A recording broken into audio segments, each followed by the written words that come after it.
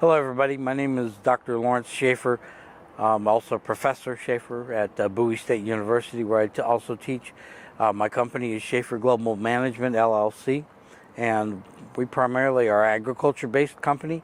We specialize in aquaponics, developing ag tech in the world of agriculture. So in the world of controlled environment agriculture, you have three basic technologies. It's aeroponics, and hydroponics and aquaponics. So aeroponics and hydroponics are very similar, where they use a synthetic-based liquid nutrient to feed the plants. It's not natural. But in aquaponics, we combine aquaculture with hydroponics, so we're using the nutrients provided by the fish to feed the plants. But we use a biological filtration system that breaks down all that fish waste into the right compound format that's optimized for plant uptake. You have hydroponics on my left, your right, and then you have aquaponics on this side.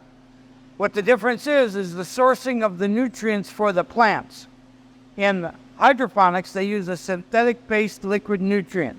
It's not natural. It's a synthetic-based liquid nutrient to provide the nutrients for the plants. And again, your growth rate is much slower in hydroponics than it is in aquaponics. Where we source the nutrients for the aquaponics is from the fish. They only inject into that system is the fish food. The fish then process the fish food, provide the nutrients for the plants. And that brings us to another point of the difference between hydroponics and aquaponics, is an additional source of revenue as far as agriculture production goes, because now you have fish for your fish production, for your market, where you don't have that in hydroponics. Now, aquaponics is more challenging because it is a living ecosystem. You really have to understand the science behind this. Hydroponics is a plug-and-play system. Put the chemicals in, allow the chemicals to run through these pipes. These plants suck up those nutrients, and then they grow. Pretty self-sustaining. Fairly simple, not a whole lot of complicated stuff to it. In an indoor facility with aquaponics, there's no seasonality. There's no chemicals. Once you build the infrastructure, the biggest expense obviously is for the infrastructure, all the equipment and everything combined. But the life cycle that you get off of that equipment, we show our ROI of like 8 to 10 years. And it's a total payoff a debt package within 8 to 10 years. And to be totally in the black beyond that.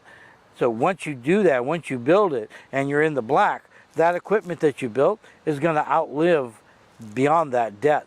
And so you're going to be able to earn that money beyond, without having to worry about fossil fuels, without having to worry about all the chemicals, without having to worry about the land costs, because now 5 times what you could produce on 1 acre, 5 times that you could produce the same amount if you do an indoor facility.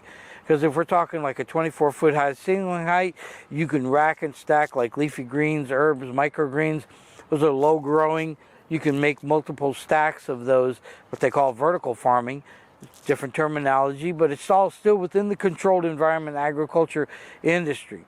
So adding more racks and stacks vertically maximizes your cubic foot of space, and not just the horizontal space that typical farming operates under.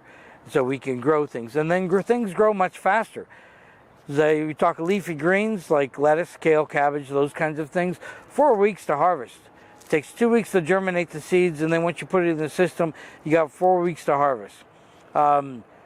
Herbs are the same way, about 4 weeks to harvest. Microgreens, my gosh, microgreens, within 7 days, your microgreens, every week you're harvesting microgreens. It's crazy the amount of microgreens you can harvest. But there are other things that we can grow, like tomatoes, peppers. Let's say you want to play around with fruits too. We can even do watermelon, cacao. I mean, there's so many other things that you can grow in the system. And we've demonstrated that at the systems we built at the various universities. We've done papaya, blueberry, blackberry, kiwi, figs, strawberries, grapes. There's just a wide variety of things that we can grow in the system. If you can imagine cacao, like I said, cacao is basically cocoa.